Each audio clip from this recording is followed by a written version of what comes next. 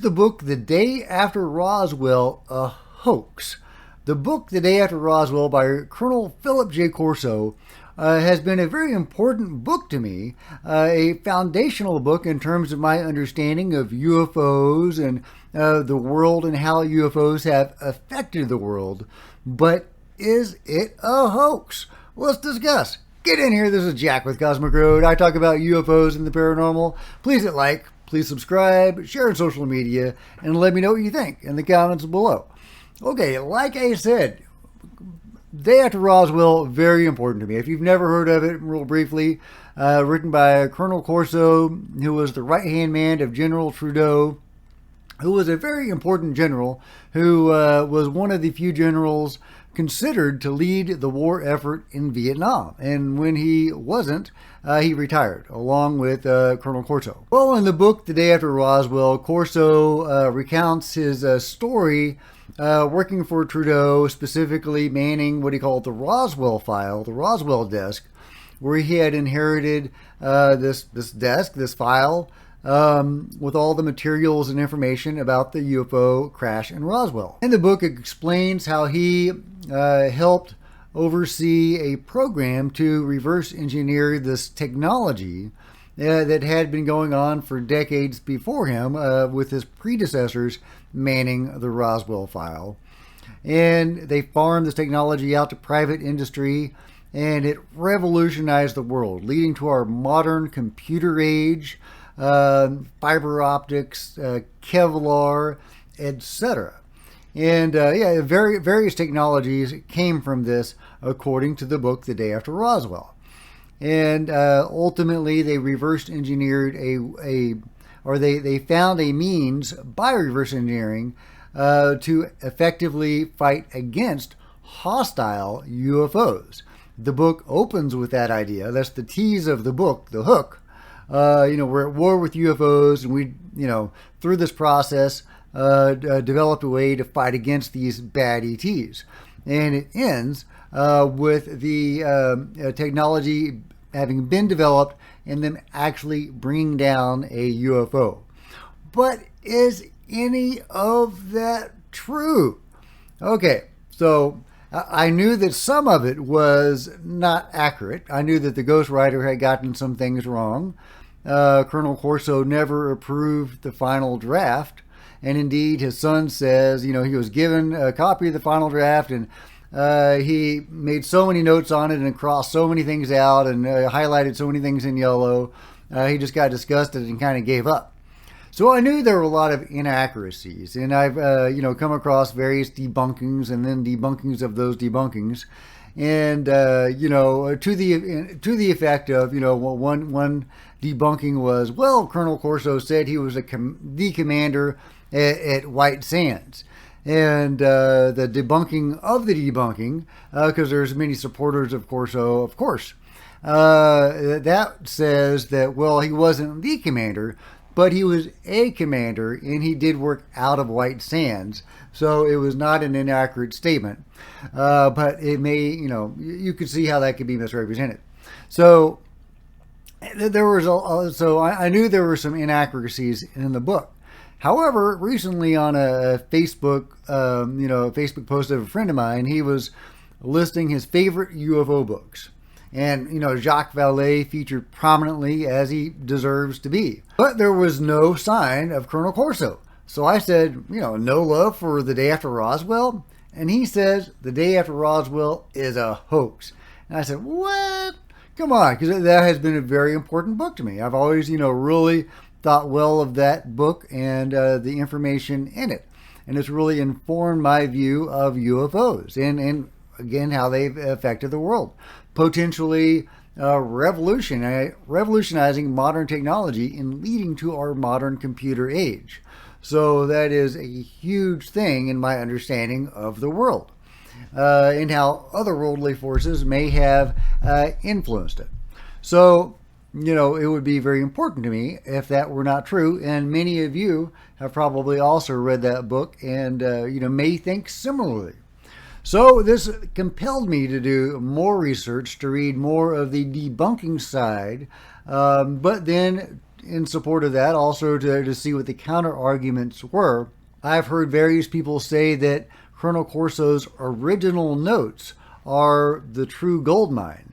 And I've actually reviewed them before because I had heard that before. But, they're very dry and technical, and there's not, it's, I perused them, but I did not study them in depth. However, he also wrote a manuscript himself called The Dawn of a New Age. And this is separate from those original notes, but it is, basically telling a lot of the same information. So I found that, and it's available in several places online. I don't want to link to any specific place, but you can find it easily online. Dawn of a New Age by Colonel Corso. And it was actually these notes, it is my new understanding, that the ghostwriter used to fashion The Day After Roswell from. And, the notes are almost, the Dawn of a New Age is almost as dry as the original notes. It wasn't really written for easy reading or for any sort of, it doesn't have any real narrative thread necessarily. And it talks a lot about UFOs and the reverse engineering program and stuff like that. But there's not like a common theme or narrative throughout. It's, very... it's not written by a professional writer writing for entertainment. And the ghostwriter, to his credit, factual or not, The Day After Roswell is very engaging and very, very entertaining. But the ghostwriter was taking massive liberties with his original manuscript, Dawn of a New Age. Massive, massive liberties. So going through it, it's not really clear. There's not a coherent narrative really, or thread, and he doesn't explore a lot of the things that he raises. He'll talk about reverse engineering things, but he doesn't go into specifics about a lot of it. So it does seem like this reverse engineering of this technology from Roswell. And just to be clear, there was a crash at Roswell, and he did have access to this technology, and he was, helping and getting it reverse engineered. So all of that part is true. The core basics of the book in that way are true. However, everything else seems to have been wildly overinflated. So one thing that the technology does seem to have had an impact on is potentially lasers, specifically surgical lasers. So it may have helped our understanding of lasers and helped us, get it to a place where we could better perform surgery with it. However, the impact on computers, the transistor, and things like that are much less clear, and it doesn't appear to me from reading Dawn of the New Age.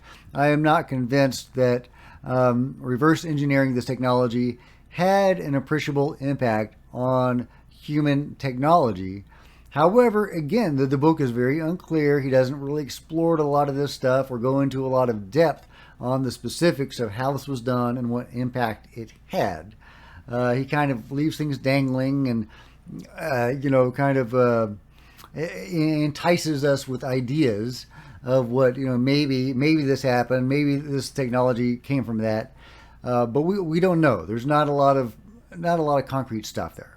Also, it's worth noting that Colonel Corso does get several things wrong, at least to my understanding. For example, in the manuscript Dawn of a New Age, he mentions the Philadelphia experiment several times, seeming to believe that it was real. He wasn't directly involved in that, but he references it as if it really happened and it was a real thing. Now, I have seen the Philadelphia experiment debunked pretty thoroughly by the likes of Jacques Vallée.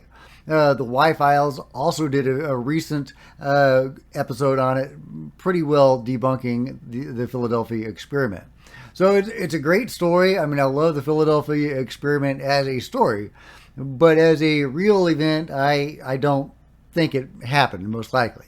However, I think there could be an avenue for Colonel Corso to be correct he was on the inside of a lot of this. He may not have been at the deep levels, and he actually talks about the cover-up, and he's aware of the cover-up and of agencies beyond what he is doing that are heavily involved in this stuff, but he is not a part of it. But he is more on the inside than, Jacques Vallée or, AJ of the Y-Files. So it's possible that he has some inside knowledge that they don't, and that there was a Philadelphia experiment. However, I am leaning toward it probably not having occurred in the way that many think it did. So even when he's being honest and when you're getting the raw information out of Colonel Corso himself in the book Dawn of a New Age, can you really rely on all of it? Another interesting feature of the book is toward the end, it gives two different versions of the chapter at the end of the day after Roswell. It ends with, or toward the end, there is a really interesting chapter where Colonel Corso is out at White Sands, and he's out on the range with one other guy, and he goes and for some reason he's basically alone. He gets out, and there's like a rock formation or something. I forget all the details. And he hears a sound, and he whirls around with his gun. He pulls his gun, and there's an alien there, right? Very sci-fi, pulpy kind of thing. I love it. As a science fiction fantasy author, I think it's a great scene. And so does Baxi. However, did it actually happen? Because in the book Dawn of a New Age, he actually gives two different versions of that. The first version is basically the final version from the day after Roswell, but the second version, and just to complete that scene, he rolls around, he has the gun, the being tells him that, please turn off your radar because I need to book on out of here. I've got my ship over there. I need to get going. I don't want your radar messing with me or tracking me or whatever. So Colonel Corso says, well, what do I get? What do I get out of it, right?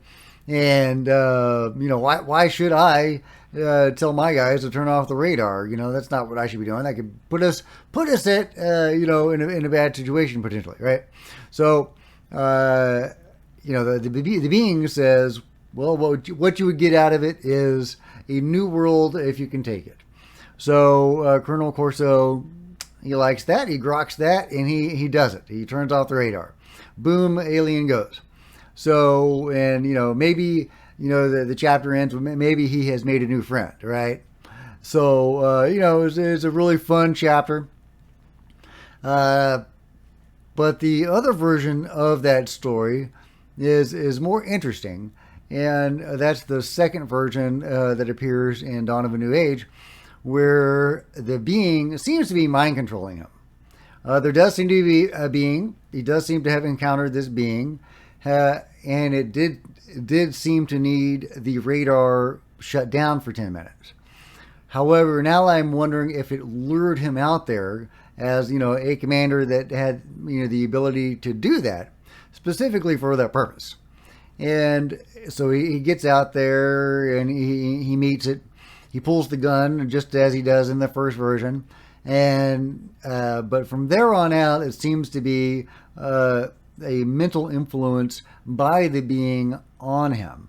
And it's unclear if there are any spoken words. He feels the compulsion to shut off the radar. And afterwards, he is left with this message or this idea in his head. A new world if you can take it. However, it's unclear if the being actually ever communicated that to him during that exchange, but that was an implanted thought that lingered in him afterwards. And so that could have been something to help him cope with the idea of making his base vulnerable for 10 minutes. In any case, it is a very interesting scene, but that second version of it really throws it into a different light. Look at that cat. Come on. Give me a thumbs up for Baxi. Anyway, so the book Dawn of a New Age doesn't talk about shooting down UFOs. It doesn't talk about, designing a weapon to do so. It does talk a lot about different various things, and has a lot of various random anecdotes, meeting German scientists, and it's interesting. I mean, it's worth checking out, but it does not, illustrate the same narrative that the book The Day After Roswell did. So my understanding of those events after reading Dawn of a New Age is very different than my initial understanding after reading The Day After Roswell. So I think it's important to keep an open mind on all of this stuff. So I'm sharing this with you. It's important to be flexible in your thinking, I think, and to evolve with the facts at hand, and that's what I'm going to do. And it is in some ways encouraging to think that if this is true, in that our modern technology, our computer age, did not derive from alien technology, then we did it ourselves. And that is an encouraging thought. So let me know what you think about all this. Are you still a supporter of The Day After Roswell? If so, I completely understand, and I can only encourage you to, illustrate your points and what you think, and also to encourage you, possibly, if you're in the mood, to seek out Colonel Corso's original notes or read the book Dawn of a New Age. And but yeah, let me know your thoughts, pro or cons, in the comments below. Either way, my view on all this is much different than it was before, but I want to know what you guys think, so let me know. And if you've enjoyed this video, or Baxy's cute belly, please give me a big thumbs up. I sure would appreciate it. Smash the like button, smash the subscribe button, and the bell to be notified of future videos. You don't want to miss a thing. There's plenty of other videos to check out on the channel, and please check me out on social media. There's Facebook and Twitter links below. I would love to see you guys there, and if you could share this video when it drops on social media, that'd be super helpful. Until next time, guys, this is Jack with Cosmic Road signing out.